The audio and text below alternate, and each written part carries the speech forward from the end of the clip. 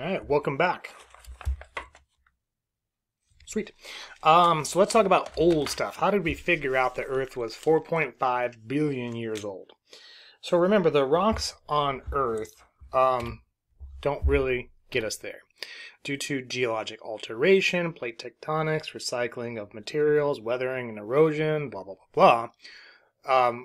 Any old rocks have probably been ground down or recycled back into the mantle with plate tectonics. However, the oldest rocks that at least we know of are 4.03 billion years old, or now 4 billion years old. And it's the name of those rocks are called the Acasta gneiss, which is a metamorphic rock, and they're found in northern Canada. So using radiometric dating, we found them to be around 4 billion years old. But that's not the 4.5 billion years old age of the Earth we know now. So, bummer. So this is where we can locate that outcrop of gneiss. Hey, extra credit if you can go here in the next week. If you can make it to northern Canada, give me a few samples of this Acasta gneiss and bring it back. I'll give you some extra credit. Go for it. Yeah. So the oldest rocks are about 4 billion years old. What about the oldest minerals? Remember, minerals and rocks are different things. You know, 2 or more minerals typically make up rocks. Even in magma, even in the molten earth, like the Hadean was initially, you can still get some minerals crystallizing. So the oldest known earth minerals we've dated to 4.36 billion years old. And those are zircon mineral crystals and found in the Jack Hills of Western Australia. Close, but still not the 4.54 billion that we know the Earth to be. Extra credit, you make it to Jack Hills of Australia and back in the next week. Get me some zircon minerals. Extra credit. I think it's actually illegal to take those the rocks that these minerals are in, so yeah, that's on you. But in any case, those are the oldest minerals. So what the hell? How do we figure out how old the Earth is if nothing on Earth gets us there? Well, that's the key. Nothing on Earth. Remember, go back to Unit 1 or whenever it was. Everything in the solar system kind of formed around the same time, right? The nebular theory. Okay. Well, maybe some material from something that hasn't changed. Maybe something we see almost every night that really hasn't changed. Maybe something in the sky. Maybe the moon. Well, how the heck could the moon tell us how old the Earth is? Again, well, everything formed in the universe around the same time. Around the same time. Stick with me now. Fun fact. All right. Does anybody know how the moon formed? Let me show you. So around 4.5 billion years ago, around there, excuse me, Earth was still in its kind of molten state. This big, large chunk of space material. Remember, the solar system was still a crowded place. The Earth and other planets were trying to sweep up the paths, the orbits that they were in. And so you get this rogue stuff floating around space. So this giant chunk of material crashed into Earth. And they call this thing, I think, Theia or something like that. So here's early Earth kind of, rotating. There's a little physics involved. This becomes important. So Earth is rotating. Its axis is straight up because of something called angular momentum as the whole solar system is kind of moving around the centralized sun. Angular momentum, how things spin, is conserved. That's where I'll leave it. It's physics. But anyway, so the Earth is spinning kind of upright. So this large impactor called Theia hits Earth, kind of vaporizes. All that material gets propelled out into space, but due to gravity, kind of Earth holds on to it, and this material kind of forms in an orbit around Earth, eventually clumps together to form the moon. Now, the reason this is important is because the Earth now is tilted, and that's actually why we have seasons. So depending on when you're taking this class and watching this lecture, it might be winter, it might be summer, etc. But that impact is what caused the Earth to tilt. If not, it would be the pole would be straight up and down in relation to the sun, and we would get no seasons on Earth. Whatever your weather was would be the same it would be all year. But thankfully, due to this impact and the tilt and the moon, thank you moon, we get seasons. But in any case, what's interesting then is that the moon is made up now of this crustal material that was ejected off the Earth. So wait a minute, if the moon doesn't undergo plate tectonics, it doesn't have an atmosphere, so it doesn't undergo weathering and erosion processes, so that material was originally this material, but it has not been altered. So once we sent astronauts to the moon during the Apollo missions, we could kind of date these rocks. Because again, the moon doesn't experience those resurfacing processes that we have here on Earth. So the Apollo and Luna missions returned moon rocks to Earth, and the oldest known moon rocks, 4.4 to 4.5 billion years old, which is great. Almost gets there, but it's not the 4.54 billion years old that we know that Earth is. So evidently this process happened, just a little bit into Earth formation. Just a little bit. Only, 40 million years, 40 to 140 million years, only a little bit of time into Earth formation. But yeah, so it's interesting. So the Earth, and so the reason we put all this together is when we brought these rocks back, we're like, wait a minute, chemically, the rocks from the moon, the surface of the moon, it's like the exact same chemical makeup of the crust. Well, wait a minute, how does that hit this here, get that there? Kind of put everything back in reverse, and we came up with the model of how the moon was created, which also explains why the Earth is tilted. Beautiful. Anyway, still not the 4.54 billion years we're looking for. So here's some of those moon rocks that we brought back. Okay, so how the heck do we get here?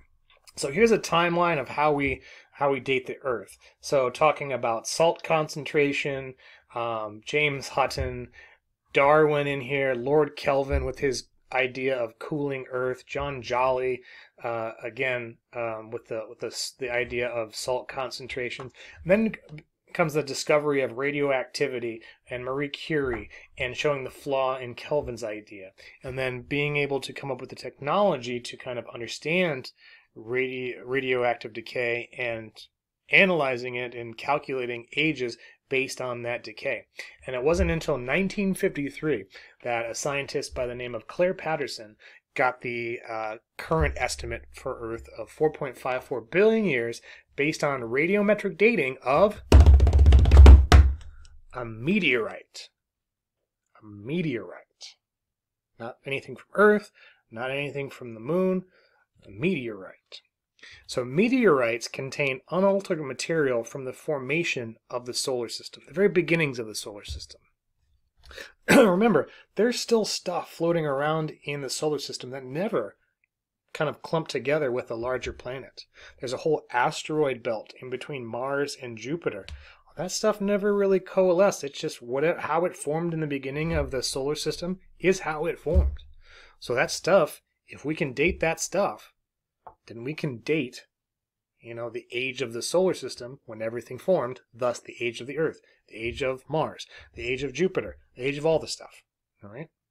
So, meteorites are smaller pieces of an asteroid, and they contain unaltered material from the formation of the solar system. So 50,000 years ago, and there's an Arizona connection here, which is kind of cool, the Canyon Diablo iron meteorite crashed into Arizona, creating Meteor Crater. Maybe some of you have been to it. Just outside of Flagstaff, there's Meteor Crater.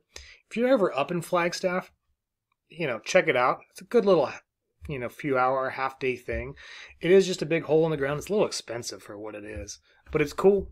It's a cool place. It's the best preserved impact crater on Earth.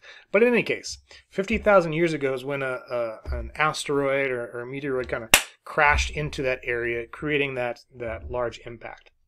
And it was an iron meteorite. It's a very heavy, dense meteorite. So in 1953, Claire Patterson, a geochemist, measured the ratio of lead isotopes to uranium using radiometric dating in samples of the meteorite, and they measured the isotopes and show the age of 4.53 to 4.58 billion years, kind of averaging out what it came out to. And this is where we get the number 4.54 billion years. It's from the Canyon Diablo meteorite, which is, funny enough, this one. This is, let's see this here. This is the Canyon Diablo meteorite. Here we go. I got a chunk of it right here, very heavy iron meteorite. This is it. This is how we figured out how old the Earth was. Kind of cool. There's a bunch of pieces of it. It wasn't this specific one, but you know, here is a chunk of the Canyon Diablo meteorite. This is Meteor Crater. It's almost a mile wide. It's a big impact. So radiometric dating. The meteorite, that's Claire Patterson, and that's where we got the age from. So the range, again, 4.53 to 4.58 was interpreted as the time it took for the solar system to kind of evolve, a gradual event that took place over about 50 million years. So by using the Earth and space rocks, we've kind of approximated everything, kind of figure out everything to 4.54 billion years, give or take 50 million. Hooray! There's the 4.54 billion years. So yeah. So meteorites, in fact, lock in the birth of the solar system. Hold on. I got something else I want to show you. Go to my meteorite museum. If you ever want to check these out, just shoot me an email. Let me know. I don't know if we'll be able to see this all that well, especially with the light. But if you can make it out, all the little specks in here, this is a slice of a meteorite, sliced open, a particular type of meteorite. All those little specks in there that you see the different colors might be hard to pick out. But all of those different specks indicate individual little grains of stuff that was floating around space that kind of eventually clumped together to form this meteoroid. So this is like the baby picture of the solar system. Right here. Good stuff. All right. In Arizona, other than the Canyon Diablo meteorite, what's the actual oldest rocks in Arizona? Arizona's oldest rocks are about 1.75, 1.8 billion years old. You looked at some of those in lab, the previous unit. We can find some of those around here. The Estrella Mountains, the White Tank Mountains, but the oldest ones that we can find and have dated are the Vishnu basement rocks exposed in the Upper Granite Gorge, a very specific area in the Grand Canyon. Specifically, in those is the Brahma schist. It's a metamorphic rock, part of these basement rocks, and we've dated that to around, again, 1.75 to 1.8 billion years old. Again, there are very similarly aged rocks around Arizona, including the White Tanks, including the Estrella Mountains. So that is the Brahma schist, and it's this stuff down here.